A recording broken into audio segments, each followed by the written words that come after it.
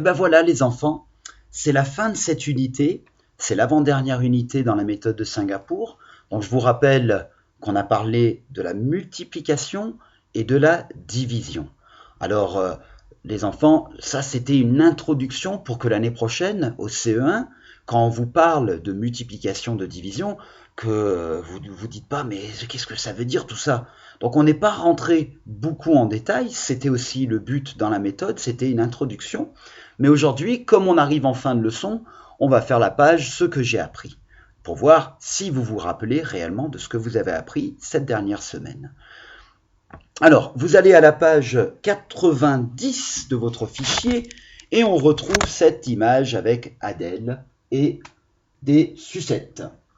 Alors, Adèle, déjà dans la bulle, elle dit « Je sais multiplier ». Vous aussi, vous savez multiplier aussi. Alors, je vous rappelle les phases de notre recherche quand on fait une multiplication. On va passer du dessin à l'addition réitérée et après, on va compter le nombre de groupes égaux et on va traduire le résultat par une phrase mathématique qui s'appelle la multiplication. Donc, on passe d'abord par le dessin, on regarde ce qu'on voit. On voit des sucettes qui sont en groupe de 3. Donc, l'addition réitérée, c'est 3 plus 3 plus 3 plus 3. Donc, on sait que 3 plus 3, ça fait 6. 6 plus 3, ça fait 9. 9 plus 3, ça fait 12. Maintenant, on passe par la phase où on regarde combien de groupes on a, combien il y a dans chaque groupe, et on fait la multiplication pour justement pas avoir cette longue phrase mathématique. Et quand on transforme 3 plus 3 plus 3 plus 3 égale 12 en multiplication, on a 4 groupes, donc 4, fois 3, parce que dans chaque groupe, il y a 3 sucettes, égale 12. Et on voit bien que c'est beaucoup plus rapide et plus court de l'écrire comme ça. C'est pour ça qu'on fait des multiplications. Je vous rappelle que le X est le signe de la multiplication, comme la petite croix est le signe de l'addition. Les deux lignes horizontales sont le signe égal. Quand vous voyez le X, c'est multiplier ou fois. On est bien d'accord? Très bien. Déjà, si vous retenez ça, c'est fantastique. C'est déjà ça de gagner. Si on regarde la deuxième addition, multiplication, on passe bien sûr par notre dessin d'abord, c'est la première phase, et visuellement, on voit bien que les groupes ont changé. Il y a moins de groupes, il n'y en a plus que 3. Cette fois, au lieu d'avoir 3 sucettes dans chaque groupe, on en a 4. Donc l'addition serait 4 plus 4 plus 4 égale 12. C'est le même résultat, mais c'est un groupement différent. Donc ça va changer la multiplication, bien sûr. Puisque maintenant, on a 3 groupes, donc 3 fois 4, puisqu'il y a 4 dans chaque groupe, égale 12. Mais on peut dire que 3 fois 4, c'est pareil que 4 fois 3. Qu'est-ce qu'on a fait? On a juste changé le chiffre de place parce que les groupements ont changé. Est-ce que vous comprenez bien la multiplication? Moi, j'ai vu dans le Zoom qu'on a fait la semaine dernière que c'était acquis pour presque tout le monde. J'en suis très très fier parce que c'est dur les multiplications. Donc voilà, multiplication, tout va bien, on a compris. Alors on va parler de la division. Donc division, c'est un peu une sorte de partage, d'accord? On connaît le nombre total d'objets. Donc si on prend les sucettes, le nombre total d'objets, c'est 12. Et on connaît le nombre de groupes égaux. On sait qu'il y en a 4. Donc notre division ici, ça serait pour trouver le nombre d'objets dans chaque groupe. Donc on diviserait 12 par 4 pour trouver 3, le nombre de sucettes dans chaque groupe. On va continuer sur la page pour en parler de ça. Et justement, notre ami Idriss, il est là pour nous en parler. Il dit « Je sais partager ». Quand on divise 8 pommes, donc c'est le nombre de pommes qu'on a en tout, 8, en 4 groupes égaux, on obtient 2 pommes par groupe. 4 groupes de 2 font 8. Alors cette dernière phrase, c'est quoi? 4 groupes de 2 font 8. Comment est-ce qu'on l'écrirait en phrase mathématique? Alors écrivez-le sur l'ardoise, les enfants. Et oui, ça serait 2 fois 4 égale 8. Donc on peut vérifier notre division par une multiplication. Alors le symbole de la division, vous le verrez plus tard. On ne va pas vous le montrer au CP, ce n'est pas nécessaire, parce que nous on parle plutôt donc de partage pour la division. C'est pour vous donner l'idée de comment ça marche. Et ici, si on parle de division, ça serait 8 divisé par 4 égale 2. Parce que rappelez-vous, dans la division, on veut chercher, on a le tout. On a le nombre de groupes. Nous, on veut savoir combien il y a dans chaque groupe. C'est pour ça qu'on parle plutôt de partage. On sait aussi, comme Maëlle nous le dit, on sait regrouper. Quand on divise 8 poires par groupe de 4, on obtient 2 groupes de poires. 2 groupes de 4 font 8. Ça, c'est l'idée du regroupement. Rappelez-vous, on avait les jetons, on avait les barquettes ou les assiettes, et il fallait en mettre un certain nombre par barquette et être sûr que c'est des groupes égaux. Ben, c'est ce que Maël a fait avec les poires. Il a pris les 8 poires, il a pu les regrouper en groupes de 4 pour être sûr qu'il n'y en avait pas des restes. Rappelez-vous, je vous avais fait le coup avec les 18 pêches, c'était des pêches, je ne me souviens plus, et on a vu que là, on ne pouvait pas, par groupe égaux, par rapport au nombre d'assiettes qu'il nous avait mis. Donc des fois, n'oubliez pas qu'avec la division, vous allez arriver à un moment où vous direz « Ah, j'arrive à faire des groupes, mais j'ai des restes. » Allez, quelques petits exercices pour être sûr que tout ça, c'est bien rentré dans vos têtes et que c'est acquis et ancré. Vous êtes prêts? On va aller à la page 257 des fiches photocopiées. Alors, je vous présente le problème. Les billes grises, donc c'est Maël, il veut acheter des billes. Les billes grises sont vendues par sachet de 2. Donc dans chaque sachet, chaque groupe, il y a 2 billes. Pour les grises. Pour les billes blanches, elles sont vendues par sachet de 3. Donc pour les billes blanches, il y aura 3 dans chaque groupe. Maël, lui, il veut acheter 12 billes en tout. Aide-le à choisir les sachets. Dessine les 2 solutions possibles. D'accord? Alors peut-être qu'il y en a plus de solutions. Mais nous, on va au moins en trouver 2. Puis là, à la fin, ils disent, Maël a-t-il d'autres possibilités? C'est là qu'on pourra réfléchir à autre chose. Donc, qu'est-ce qu'on doit faire au juste, les enfants? On doit voir comment Maël peut avoir les 12 billes avec des sachets de 2 pour les billes grises, des sachets de 3 pour les billes blanches. Alors, la première solution, ça va être quoi? S'il a 12 billes, ben, il peut prendre peut-être que des billes grises. Et vous allez me dire, donc, combien de sachets? Alors, vous allez dessiner un petit sac.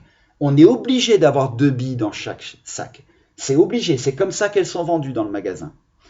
Et pour la réponse numéro 2, ça sera les billes blanches peut-être. Alors sinon, vous pouvez mélanger les billes blanches, les billes grises, et trouver 2 différentes réponses. Donc un mélange différent, des groupes différents. Donc je vous laisse réfléchir. On passe par le dessin obligatoirement ici, les enfants, même si vous arrivez à trouver la réponse dans vos têtes. Je voudrais que vous mettiez le dessin sur la fiche. Allez, et puis vous revenez voir si on apparaît. Eh bien, ma première solution à moi, comme je vous ai dit avant de faire l'exercice, moi je vais choisir de d'abord commencer avec, il achète que des billes grises, en sachet de 2 billes par sachet. Donc, il pourrait avoir 6 sachets, ou on peut dire 6 groupes, avec 2 billes dans chaque sachet. 6 fois 2 égale 12. Bien sûr, on aurait pu faire l'addition, ça aurait pu être 2 plus 2 plus 2 plus 2 plus 2 plus 2, 2 plus 2, 4, 4 plus 2, 6, 6 plus 2, 8. 8 plus 2, 10. 10 plus 2, 12. Et on arrive quand même à 12. Et rappelez-vous, il veut acheter 12 billes en tout. Donc, réponse numéro 1, moi ça va. Si vous avez mélangé à la réponse numéro 1 les billes blanches et grises, c'est très bien aussi, tant que vous arrivez à 12. On va le faire à la fin. Ma deuxième réponse, pour moi, j'ai pris les billes blanches seulement. Et Maëlle peut acheter 4 sachets ou 4 groupes avec 3 billes dans chaque groupe, donc 4 fois 3 égale 12. Il se retrouve avec les 12 billes qu'il voulait. D'accord ? J'ai fait le dessin, j'ai écrit la phrase mathématique. Si vous avez écrit l'addition, c'est très bien aussi, vous avez le droit, mais après, n'oubliez pas d'écrire la multiplication. Après, Maëlle a-t-il d'autres possibilités ?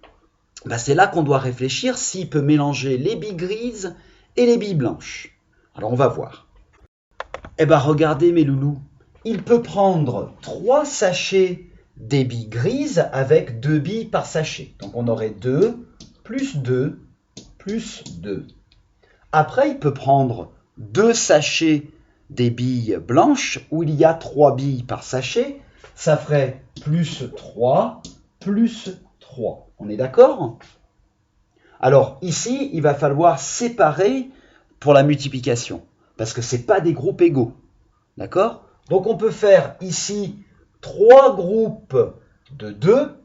3 fois 2 égale 6, parce que 2 plus 2 plus 2, ça fait bien 6.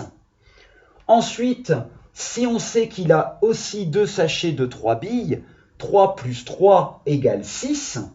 D'accord ? Donc ça, c'est égal à 6. On avait 6 comme résultat ici. Donc on a à faire 6 plus 6 égale 12. Là, on aurait pu transformer en multiplication en disant 2 groupes de 3, donc 2 fois 3 égale 6. Donc c'est 2 additions, 2 multiplications différentes, et après on prend le résultat ici, le résultat là, on a 6 plus 6, ou comment on peut transformer ça en multiplication 6 plus 6 ? Il y a 2 groupes de 6, donc c'est 2 fois 6 égale 12. On a les 12 billes. Donc on pourrait dire, pour faire la phrase à la fin, Maëlle peut avoir 3 sachets de billes grises, 2 sachets de billes blanches. On peut l'écrire. Ah zut, c'est pas le fichier. Attendez. Alors, j'ai fait une phrase, moi les enfants, si vous voulez écrire l'opération mathématique, vous pouvez, mais moi j'ai juste écrit 3 sachets de billes grises et 2 sachets de billes blanches. Je suis sûr que quelqu'un a trouvé autre chose, bien sûr. On aurait pu faire beaucoup de différents groupements. Il y a plusieurs solutions ici. On ne va pas y passer 3 heures. Je vais passer à la deuxième page, la 258. Alors ici, pour cette deuxième page, on a Adèle en haut, elle a 12 cartes en tout. D'accord ? Elle veut les diviser en plusieurs groupes égaux. Donc elle veut faire un partage. Division, dans vos têtes, division. Partage, il faut que ça aille main dans la main ensemble. Comment peut-elle faire ? On va aussi trouver 2 solutions et voir s'il y a d'autres possibilités à la fin. Donc, la question est, on prend le tout, 12, et on veut faire des groupes égaux. Donc on va trouver comment on peut faire. Vous êtes prêts ? Allez-y. Trouvez par un dessin, on fait des petits rectangles pour les cartes, et vous trouvez 2 solutions différentes, et vous me dites si c'est possible de faire une troisième. Peut-être qu'on va dire non, c'est pas possible, je ne sais pas. Allez, je vous laisse faire. Donc partagez en groupes égaux. D'accord ? Vous avez juste à entourer les groupes, comme ça on ne les mélange pas. D'accord ? On y va les fanfares. Alors voilà ce que moi j'ai trouvé. Peut-être que vous avez quelque chose de différent parce qu'il y a plein de solutions. Moi d'abord, pour la réponse numéro 1, j'ai fait 3 groupes égaux avec 4 cartes par groupe. Et c'est ce que j'ai écrit. Vous n'êtes pas obligé d'écrire la phrase. Le dessin suffit, surtout en dernière semaine. Mais moi, j'ai écrit 3 groupes égaux, 4 cartes par groupe. 3 groupes de 4 font 12. La multiplication pour la vérification, ça serait 3 fois 4 égale 12. On a les 12 cartes d'Adèle, elle a fait des groupes égaux, c'est une division. On a partagé.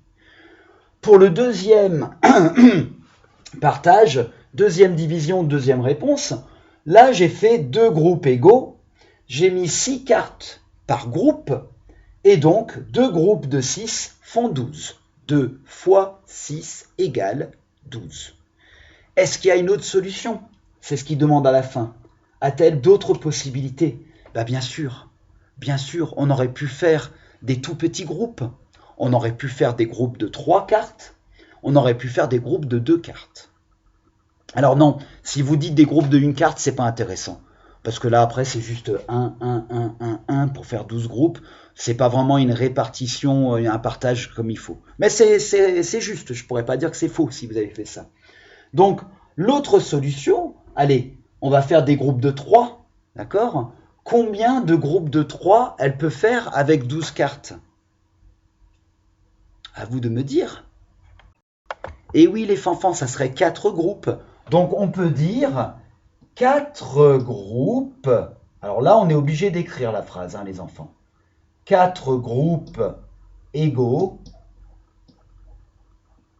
On fait une petite ligne oblique comme ça. Et on dit qu'il y a combien de cartes dans chaque groupe? 3. 3 cartes par groupe. Alors pour écrire cette phrase, si vous avez besoin d'aide, elle est sur la page de ce que j'ai appris. D'accord? Si vous avez du mal à l'écrire, il y a Idriss et Maël qui font des groupes. Vous pouvez reprendre les mots ici si vous en avez besoin. Donc 4 groupes égaux, 3 cartes par groupe, ça fait, on peut dire, 4 groupes de combien? De 3 font 12. Parce que 4 fois 3 ou 3 fois 4 égale 12. Est-ce que vous avez bien compris tout ça, mes amours? J'en suis sûr, j'en suis persuadé. Alors, je vous donne l'option.